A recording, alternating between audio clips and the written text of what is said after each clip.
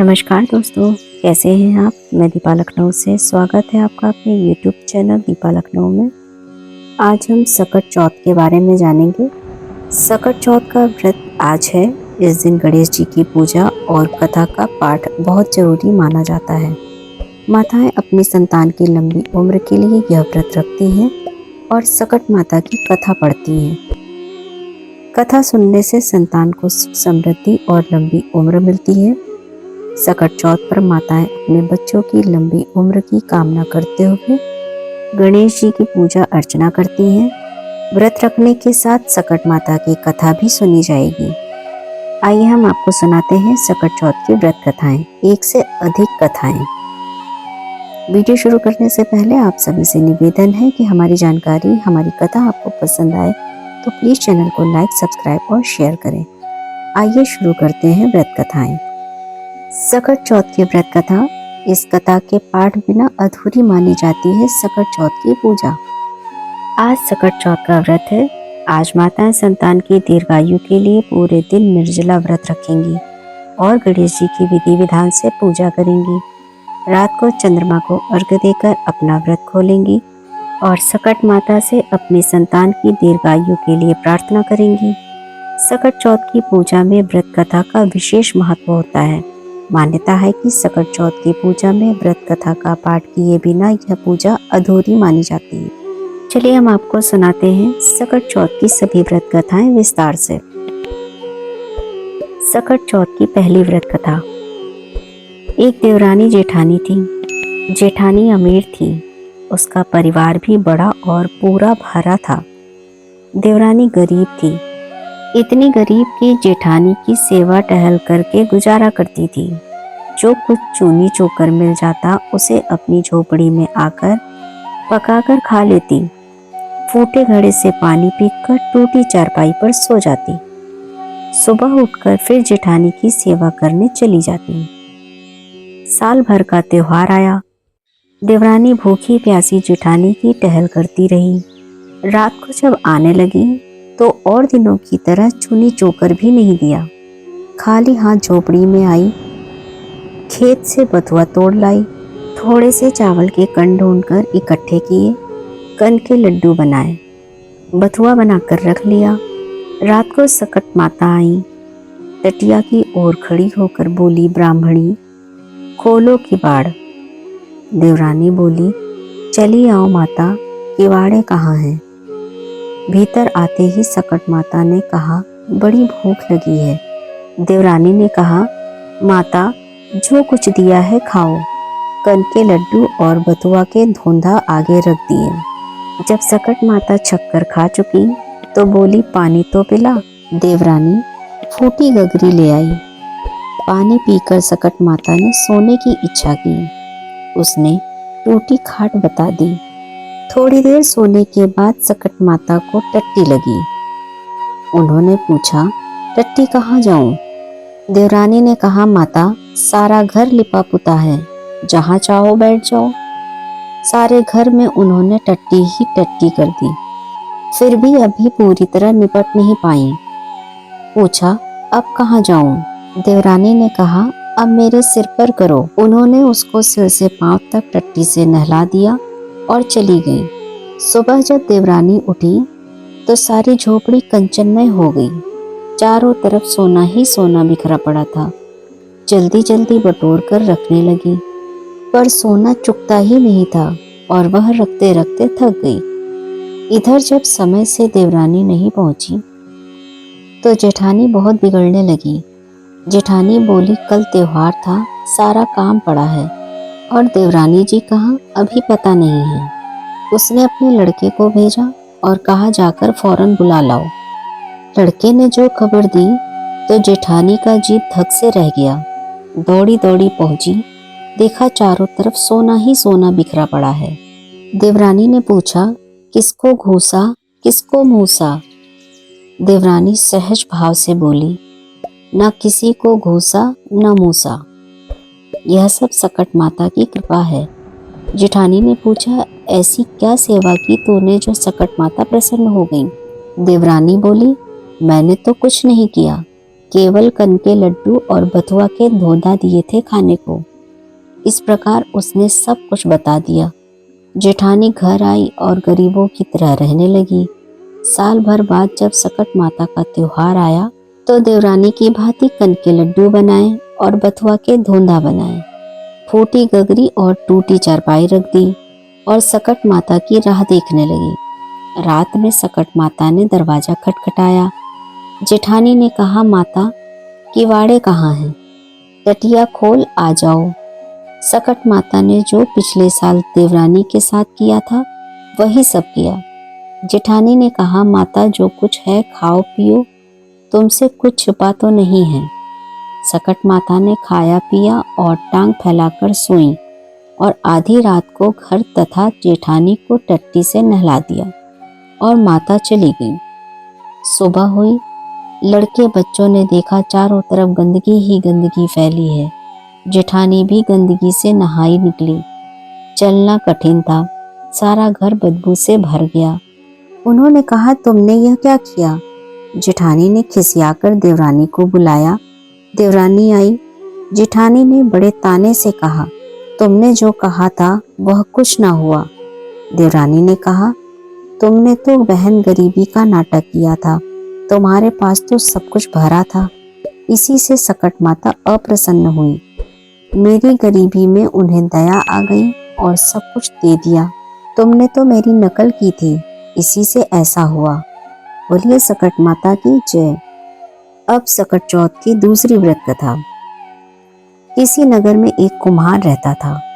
एक बार जब उसने बर्तन बनाकर आंवा लगाया तो आंवा नहीं पका।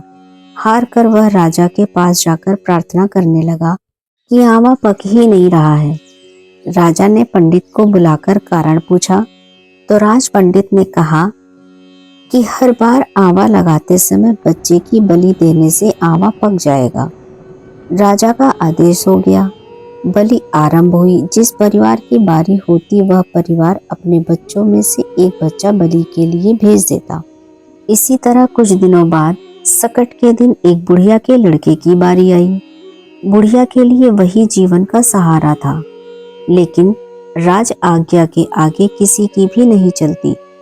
दुखी बुढ़िया सोच रही थी कि मेरा तो एक ही बेटा है, वह भी सकट के दिन मुझसे जुदा हो जाएगा। बुढ़िया ने लड़के को सकट की सुपारी और धूप का बीड़ा देकर कहा, भगवान का नाम लेकर आंवा में बैठ जाना, सकट माता रक्षा करेंगी। तिल तिल सकट मनाऊं और सकट की रात, महतारी पोत बिछुड़न कबहू न होए। बालक को आंवा में बैठा दिया गया और बुढ़िया सकट माता के सामने बैठकर पूजा करने लगी। पहले तो आंवा पकने में कई दिन लग जाते थे, पर इस बार सकट माता की कृपा से एक ही रात में आंवा पक गया था। सवेरे कुम्हार ने देखा तो हैरान रह गया। आंवा पक गया था, बुढ़िया का बेटा भी सुरक्षित था और अन्य बालक भी जीवित हो गए थे। नगरवासियों ने सकट की महिमा स्वीकार की तथा लड़के को भी धन्य माना। तब से आज तक सकट की विधि विधान से पूजा की जाती है। एक बार फिर से बोलिए प्रेम से सकट माता की जय। अब सकट चौथ की तीसरी व्रत कथा। एक ब्राह्मण था, उसके एक ही लड़का था। वह बहुत गरीब था। उसका लड़का राजा के यहाँ काम करता था, पर पैसे बहुत कम मिलते थे। खाना पीना मुश्किल से चल पाता था। सकट का त्योहार आया। ब्राह्मणी व्रत रही। घर में कुछ नहीं था। उसने अपने लड़के से कहा कि जब राजा के यहाँ से काम करके चलना तब थोड़े से तिल और गुड़ मांग लेना, जिससे हम पूजा तो कर लेंगे। लड़का राजा के यहाँ काम करने पहुंचा। दिन भर काम करने के बाद वह एक भंडार में घुस गया। भीतर से दरवाजा बंद कर लिया। वहां तो सारी चीजें भरी पड़ी थी, पर उसको चोरी की आदत तो थी नहीं। सोच रहा था, चोरी करूं तो कैसे करूं? माघ का महीना चोरी जैसा भयंकर पाप कैसे करूं? बार बार वह कहता, तिल चुराऊं तो पाप, गुड़ चुराऊं तो पाप, माघ का महीना क्या चुराऊं? पहरेदारों के कानों में शब्द पड़े। उन्होंने राजा को बुलाया। राजा ने सुना दरवाजा खटखटाया और पूछा, तुम कौन हो? लड़के ने कहा, मैं आपके यहाँ काम करता हूँ। मैं बहुत गरीब हूँ। मेरी माँ का आज व्रत है। उसने कहा था कि राजा के यहाँ से थोड़ा तिल और गुड़ चुरा लाना, तो मैं सकट की पूजा कर लूंगी। पर मैं बहुत देर से सोच रहा हूँ, माघ का महीना है, तिल चुराऊं तो पाप और गुड़ चुराऊं तो पाप।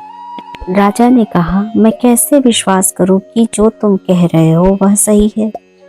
लड़के ने कहा, आप अपने आदमी को मेरे घर भेजकर पूछवा लीजिए। राजा ने आदमी घर भेजे। आदमियों ने बुढ़िया को पुकारा। बुढ़िया ने कहा, मैं बाहर नहीं आ सकती, मेरी धोती तो फटी है। आदमियों ने लौटकर राजा से कहा। राजा को दया आ गई। राजा ने कहा, गाड़ियों में जितना चाहो माल लदवा लो, सब तुम्हारा है। घर जाकर माँ से कहो कि खूब विधि से सकट की पूजा करें और सुखी से जीवन व्यतीत करें। अब तुम्हें चोरी करने की जरूरत नहीं है।